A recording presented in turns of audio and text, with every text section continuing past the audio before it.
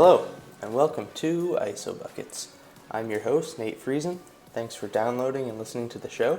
If you want to be notified when a new episode drops, make sure you're subscribed to the show on Apple Podcasts, Spotify, or wherever you get your podcasts. Also, feel free to follow the show on Twitter and Instagram at ISO Buckets. So my plan for the next couple weeks is to take a look at the 2020 free agent class, position by position. So today we'll start with the free agent point guards. Next week I'll do the free agent shooting guards and so on. So kind of the way I went about this is I broke up the top 15 point guards for this week into 4 tiers. So the first tier is AllStars, the second tier is starters, the third tier is role players, and the fourth tier is the deep bench players. So just to get started, let's start with the All-Star point guards for this year's class. So we'll do the top 15, and yeah, as I mentioned, they're broken into 4 tiers. So starting with the first tier of All-Star, so these the All-Star players are players that'll probably get $25 million plus for multiple years. And for the free agent class, for the point guards, there's really none.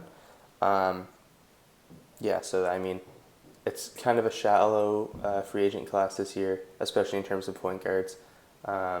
But yeah, I mean, I'll just move on to the second tier, I guess, since there is no All-Stars really. But the second tier is starters, and again, not many. There's only one. And I think, so this is kind of the $10 to $25 million per year type player. So the only guy I have in this tier is Fred VanVleet of the Toronto Raptors.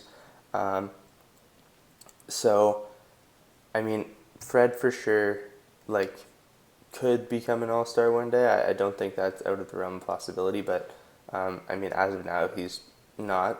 So that's why I put him in the starters tier. And honestly, I'd be shocked if the Raptors don't bring him back at whatever it costs, because I mean, VanVleet's been such an integral part of this Raptors team in the championship run and seasons before and after. So I mean, this year he's improved every single year since he came to the league, and this year he took another big leap. I mean, he was in the running for Sixth Man of the Year just a couple years ago, and now he's he was on the periphery of being in the All-Star conversation this season, and I mean, I don't think it's impossible for him to be an All-Star in the next year or two. So, I mean, I think the Raptors would be smart to give him pretty much anything he wants. I mean, he's going to be the guy that kind of takes the reins of the team once Kyle Lowry retires, which could be in the next 2 to 3 years for sure. So I think the Raptors need to do basically anything they can to re-sign VanVleet. I mean, he does everything that you want. He's an elite defensive guard and runs your offense, can shoot threes, great passer. I mean, there's not much else you'd want in a starting point guard. He pairs nicely with Pascal Siakam, has really good chemistry with him. I mean, they won a championship together with the Raptors 905, and then won a championship together with the Raptors themselves. So I think that the Raptors should do anything that they can to re-sign VanVleet. But with that being said, I think there's going to be teams for sure that put out a big offer for Fred, and teams like the Knicks or the Bulls could easily be like, well, we don't really have anything going for us at the point guard spot, so let's just give VanVleet $25-30 million a year, which sounds crazy, but if they did that for a 2-year deal, I mean, it wouldn't be the end of the world. But it would be for a team like the Raptors, who need to be smart with every single one of their dollars if they want to stay in championship contention for years to come. So, I mean, unless it's obviously outrageous like that, I don't see a world in which the Raptors don't re-sign VanVleet, unless, of course, he wants to go. I mean, he's not a restricted free agent, so I mean, I don't really see that happening either. I mean, the Raptors are the team that gave him a chance, undrafted player out of Wichita State. So, I mean, I think it just makes sense for both teams to just come to an agreement. So, yeah, as I mentioned, Fred VanVleet's the only player I have in the tier 2 starter category for the point guards. Um, so yeah, I mean, we're already in tier 3 and we have 14 more guards to go. So all the rest of them are either role players or deep bench, kind of like barely on a team or out of the league almost type guys. So yeah, let's move on to the third tier. So as I mentioned, this is role players. So these guys are kind of going to be um, minimum contracts up to kind of like 10 million a year type guys for like a higher end role player. So the first guy, and this is in no like particular order, but the first guy in the role players list that I have is Jeff Teague. So I think Teague's still a really solid veteran backup point guard in the league. I mean, he's on like a crazy contract. I think he was making $19 million this last year with the Timberwolves, and then eventually for the Hawks after he got traded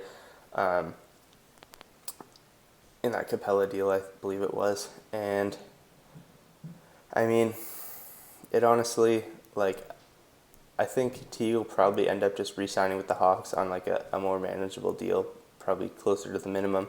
But I mean, he could also leave. I mean, a contender could definitely use a guy like Jeff Teague to kind of come off their bench and just be like that solid veteran backup point guard, as I mentioned. I think Teague still has a lot in the tank. I don't think he's a starter anymore, really. I mean, he kind of showed that in Minnesota when they had literally nobody to play at the point guard spot, and they opted to go with Jarrett Culver, rookie shooting guard at point guard, over a guy like Jeff Teague. So I think that just shows that Jeff Teague is certainly past his prime, and I think he's definitely in a position now where he can be still a really good backup point guard for a few years at least, and make the most of the end of his career. So the next guy on tier 3, the role players, is Goran Dragic. So I mean, Goran Dragic is a borderline starter for sure. I mean, he played this year like a starter, but he was also coming off the bench and like playing like a real like 6-man role. And I think at this point in his career, I think that's the perfect spot for him. He's not like a typical point guard. Like, he's more of a score first point guard. Hit like this season for the Heat, he came off the bench and he was just lights out. One of honestly the best years of his career recently, at least. And I mean, I wouldn't be surprised if the Heat don't re-sign him, just because I think he's probably gonna garner like a decent contract from somebody just based on like his ability to come off the bench and what he can provide off the bench. But I think the Heat will need him, especially considering the fact that their primary ball handler is Jimmy Butler. Coming off the bench, they really don't have anyone besides Dragic. So unless they want to replace him with a cheaper option, I think Goran Dragic, if the Heat can bring him back on a manageable deal, I think he's a great fit there. And I mean, he's been there for a few years. He's got chemistry with the guys. So especially if, I mean, the Heat see themselves as trying to contend for a championship in the next few years. So I think a guy like Goran Dragic can certainly be a part of that. And if Dragic himself, I don't believe he has a championship yet in his career. So if he wants to get one as a 6th man and coming off the bench for the Heat over the next couple of years, I mean, I think there's a decent chance that happens, especially if the Heat are able to get a 3rd star alongside Adebayo and Jimmy Butler. I mean, there's obviously been a lot of talks about Giannis Antetokounmpo going there next summer, so I think signing Goran Dragic, as long as they can keep open max cap space for Giannis next summer, I think Dragic would be good for them for sure, as we saw he was this year. So the next guy in the role player tier is Jordan Clarkson. So Clarkson started his season this year with the Cleveland Cavaliers, and then was traded to the Utah Jazz for Dante Exum. And honestly, that trade turned out pretty well for the Jazz, considering Dante Exum was doing essentially nothing for them. He was injured all the time, and I mean, he just a veteran team that's really trying to win. I mean, Exum wasn't really providing a whole lot for them. But Jordan Clarkson certainly did. I mean, he came straight over, kind of took over that six-man role off the bench and scored lights out for this Jazz team. And I think behind Donovan Mitchell, I think Jordan Clarkson is actually a really good fit for the Jazz. So I think the Jazz would be really smart to bring him back. I think Clarkson is definitely one of those guys who could be in the Sixth Man of the Year conversation for years to come. I mean, he's capable of going for 20 points a game on any given night. So I think a team like the Jazz, for sure, that lacks scoring, especially with the seemingly rapid decline of Mike Conley, a guy like Jordan Clarkson is very valuable for a team like that, especially when your best player is Rudy Gobert, two-time Defensive Player of the Year. You need scores basically anywhere you can get them, and Jordan Clarkson does absolutely nothing but score the ball, and he scores it well. So I think he's going to have a long career just coming off the bench and getting buckets, similar to Jamal Crawford or Lou Williams. Next guy on the role player tier, Matthew Dellavedova. So Dellavedova played for the Cavs this year, as he has for multiple years of his career. After a brief stint with the Bucks, he found his way back to the Cavs. And, I mean, at this point, Dellavedova is honestly just like a Cavs cult hero.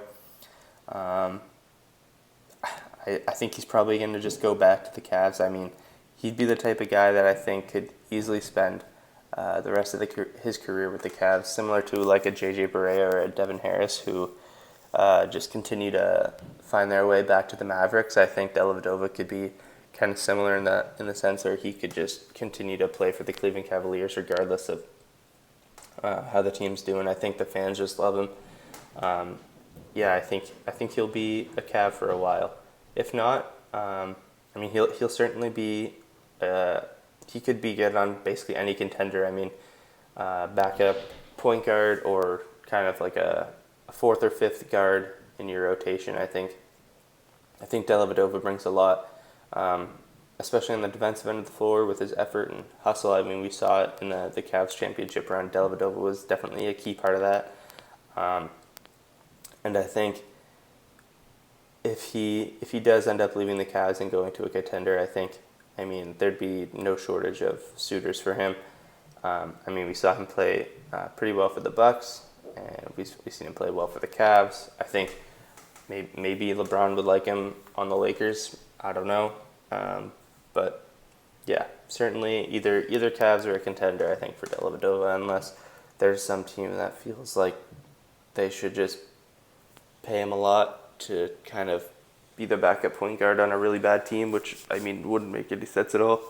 So unless some team comes out and gives him some offer that's just too good to refuse for Dellavedova, I think he's either going to the Cavs or do a contender. Next guy in the role player tier is DJ Augustin. So it seems like the Magic really love Augustin for some reason. I mean, he's been there for a while. He's been their starter, and then Fultz came, and he was kind of their backup. And I mean, Augustin's a really good backup point guard, but I don't know. I think there's definitely a lot better point guards on this list. So Augustin, I likely see him similar to Dellavedova going back to the Magic. I mean, they just seem to really like him. Maybe he's a really great locker room presence. I'm not sure. I would imagine he is, considering he's had such a long NBA career as like a borderline starter point guard. Augustin, I mean, he would be a good match on any contender as well. I think just kind of like that veteran backup point guard who can come off the bench and just kind of like not lose you the game while he's on the floor. I think that can't be overstated as to how important that is. I mean, having like a good young guard coming off the bench is good, but if you're trying to win a championship, I mean, it's a lot better to have that kind of steady guard off the bench, like we've seen with the Warriors for years with Sean Livingston. I think just just a guy that can come off the bench, handle the ball, get guys in the right spots, and make the right passes, get people the ball who need the ball. I think that's a very important skill and an important player to have on a championship team. So I think if Augustin wants to go ring chasing, I think now would be the time. If not, I guess just finish out your career in Orlando. I mean, at least it's warm down there. So next guy on the role player list is Chris Dunn. So Dunn's the only restricted free agent on this entire list of the top 15 point guards this season or this offseason. And quite honestly, I wouldn't be surprised if the Bulls let him go. Obviously, the Bulls just hired a new GM, and I mean, I feel like they could easily get a really good point guard in this year's draft. I mean, there's a lot of talk that this draft isn't that great, but I mean, I quite honestly don't think it would be that hard to draft a point guard that's better than Chris Dunn. No disrespect to Chris Dunn, he's a solid NBA point guard, but I think he's destined to be a backup for sure, and a good backup at that. I think he'll be able to come off the bench for really any team and just be like just a pest on the defensive end, similar to a guy like Patrick Beverley early in his career with the Rockets. But the problem with Chris Dunn is that he just really doesn't do anything else. I mean, he's a really good defender, but on the offensive end of the floor, I mean, he's just a negative, honestly, and so that's really going to hold him back from being a starter in this league. So I think there's definitely like some young teams that could take a flyer on Dunn as kind of their backup point guard, like a team like the Kings. I mean, Dunn would be a nice complement to De'Aaron Fox coming off the bench. He would also, I mean, he could play well alongside De'Aaron Fox as well, which I think is going to be important no matter where he goes. A team like the Pelicans, I mean, they could use a backup point guard. The Suns, for sure. I mean, I think Dunn coming off the bench and just kind of filling up the minutes where Rubio is on the bench, I think that would be a really good fit. I mean, the Suns just need kind of anyone that can play defense. They just need Booker and Ayton to score the ball, and anyone else on their team just needs to play above average defense. And I think the Suns could be good next year for sure. I don't know if Dunn is going to be kind of a difference maker there, but if Booker and Ayton keep improving, and the Suns are able to surround both of them with just like elite defensive guards and elite defensive bigs, I think the Suns could be really good for sure. Next guy on the role player list is Reggie Jackson. So Reggie Jackson was paid a lot of money by the Pistons, had I think 4 seasons there. They were not great seasons to say the least. But then he got bought out this year by the Pistons and moved on to sign a minimum deal with the Clippers on the buyout market. And I mean, he did some good things for the Clippers. He got a surprising amount of minutes. And so I think that's kind of where Jackson's at in his career now. He's kind of going to either be a backup on a contender like he was this year for the Clippers, or he's going to be a starter on a really bad team like he was on the Pistons. And so I think it's really just up to Jackson what he wants to do. I mean, does he want to go and does he want to win a championship, or does he just want to chase whoever's going to pay him the most amount of money? I guess that's to be determined. He could easily go back to the Clippers. I don't know if the Clippers will do that. I think there's definitely guys you could get for cheaper that'll do similar things to Jackson. So yeah, I mean, no shortage of suitors for a guy like Reggie Jackson, but yeah, I think he's either gonna, like I said, he's either gonna go to a contender, take a bit of a pay cut, and try to win a championship, or he's gonna go to a bad team, whoever's willing to give him a starting spot and pay him the most money. Yeah, I just think that's kind of the player that Jackson is at this point in his career. Next guy in the role player list is Shabazz Napier. So I really like what Napier did this year. I mean, he was really awesome bench guard for both the Wizards and the Timberwolves this season.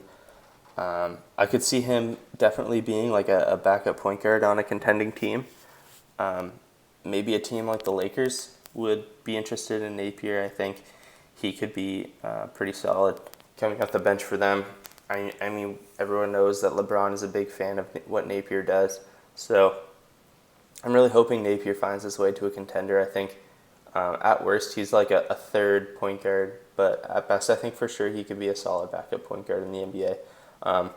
And definitely for a contender, I think he would be most valuable just because of what he does. Like he's just like a steady backup point guard, and I think, as I've mentioned, like that's a super important role for any contender, and I think Napier can certainly fill that role.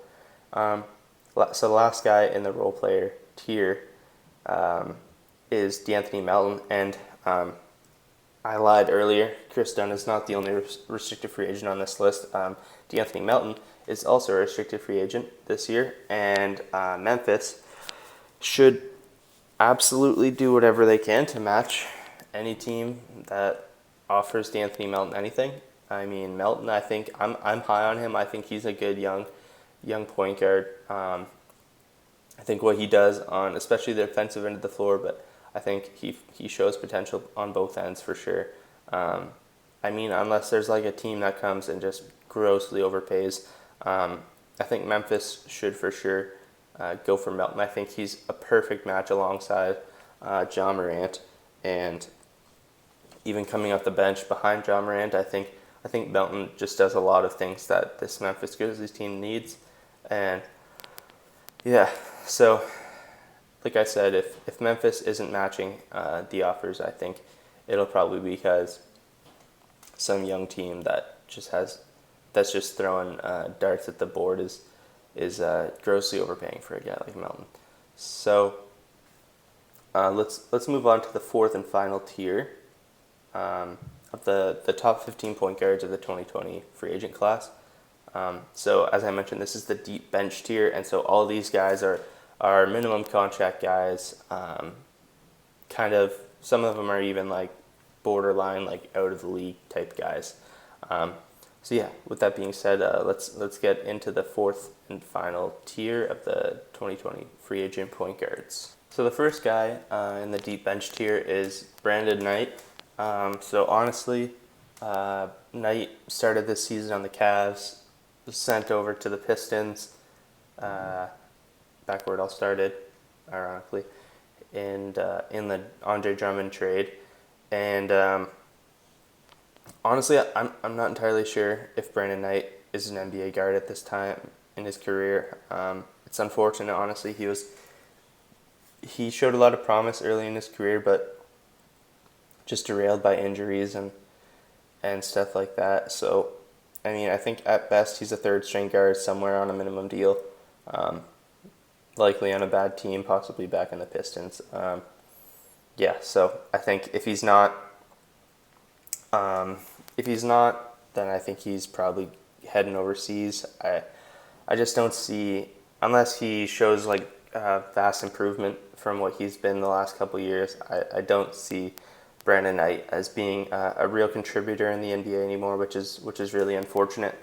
So yeah, let's just move on to Yogi Ferrell, who's the next guy in the fourth tier. I think Yogi Ferrell honestly is a good young guard. Could certainly work his way into being more of a backup point guard in the NBA, but more likely he's a third string guard at this point. I mean, he could certainly go back to the Kings, but I think really any team could take a flyer on Yogi as kind of their third string guard who has potential to work his way into somewhat of a backup point guard role. Yeah, so moving on to the next guy on the list is Rajon Rondo. So Rondo is I think he's a veteran locker room presence for sure, at the very least. And I think, honestly, he doesn't really provide much on the court anymore. Like, defensively, he's not the same. And just because he's obviously a great passer, but he just pounds the ball too much, and I just don't think at the point in his career, I don't think that's really beneficial to a team. I think when you're looking at like a third string point guard, or a backup point guard, you're looking more for a guy that's going to get the ball to your best player when they need it, not going to kind of dribble around endlessly and then just kind of dump off to a big. I don't think, I just don't think that's what you're looking for in a backup point guard in today's NBA. So I think that likely puts Rondo in more of a third string point guard role. I think definitely because of the fact that he's such a good veteran and he's obviously has a super high basketball IQ, I think he'll certainly be on a contender no matter what. I mean, really any contending team could use a guy like Rajon Rondo. He could definitely be just going back to the Lakers, which, if I had to guess, would be where he's going. Maybe he could find his way back to the Celtics if he wants to kind of end his career that way. But yeah, I think pretty much any contending team, with the exception of Dallas, of course, just because of kind of the way that ended there with him. Yeah, really any contending team could benefit from Rondo's just kind of veteran knowledge and high basketball IQ and his obviously vast pool of experience. So next guy on this list is Jose Barea, and Barea is, most likely going back to the Mavericks. He's pretty much played his entire career there, so I think it's most likely that the Mavericks just re-sign Barea on a minimum deal, and he retires in the next couple of years, if not this year. Brea's had an awesome NBA career as a backup point guard, and I think he definitely still could come back and have another good year or two. But honestly, I think it's almost a guarantee that he just goes back to the Mavericks. So the 15th and final free agent point guard is Michael Carter-Williams. So I actually really liked what Carter-Williams did this season for the Magic, coming off the bench behind Fultz. I think he actually is a really good fit behind Markelle Fultz, just because what he does is similar to Fultz, whereas he's a really good defender, he pretty good passer, and just terrible shooter. So I think if Fultz is able to steady improve and just be like the starting point guard of the future for this Magic team, I think for sure Carter-Williams could kind of fill in those backup point guard minutes behind Fultz, which is ironic just because both these guys kind of started their careers with the Sixers and as high draft picks, and then kind of flamed out, and now they're both on the Magic, kind of figuring it out slowly, but surely they are figuring it out, which is good. So yeah, I think I would like to see Carter-Williams back on the Magic, and I think the Magic would too. I think they really liked what he brought to the table this year. But if not, if they're unable to come to a deal, I think another team will for sure take a flyer on Carter-Williams, similar to like what we saw with the Rockets. They were just kind of like, well, let's just give him a minimum deal. There's nothing to lose at that point. So I think really any team, I think at this point it would probably not be a contender. I think what Carter-Williams, his flaws are just too big for a contender to take a risk on a guy like him. So I think it's going to be for kind of a middling team in the standings, and maybe there's a chance that Carter-Williams blossoms into like a really, really good backup point guard, but more likely he's going to be just kind of a below average guard in the league from here on out. So yeah, that's all I have in terms of the point guard free agents. So that's the top 15 there. I'll just run through them, all the guys quickly. We got Fred VanVleet, Jeff Teague, Goran Dragic, Jordan Clarkson, Matthew Dellavedova, DJ Augustin, Chris Dunn, Reggie Jackson, Shabazz Napier, D'Anthony Melton, Brandon Knight, Yogi Ferrell, Rajon Rondo, Jose Barea, and Michael Carter-Williams.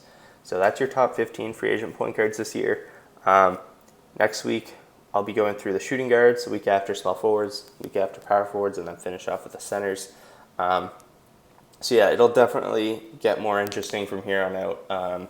Obviously, the free agent pool for point guards is not the greatest this year. So if your team's in the market for a point guard, now is not the time to pay one for sure. I mean, hopefully your team's not overpaying for a guy that's a below average player in this league. But definitely next year, as has been talked about a lot, next year the free agent class is going to be really, really, really, really deep. So I think teams are going to be kind of somewhat reluctant to spend this year, as they're going to kind of be saving all their long-term money for next year when there's a lot of big names coming up. So yeah, that'll do it for this week. If you're interested in hearing more of my thoughts about the NBA, you can head over to Fansided and check out my most recent articles. As I've mentioned, I'm writing a lot about the Raptors and the Atlanta Hawks. So be sure to check that out. Once again, thanks for tuning into ISO Buckets. Remember to like, subscribe, rate, review, all that fun stuff. I'd really appreciate it, and I will talk to you next week.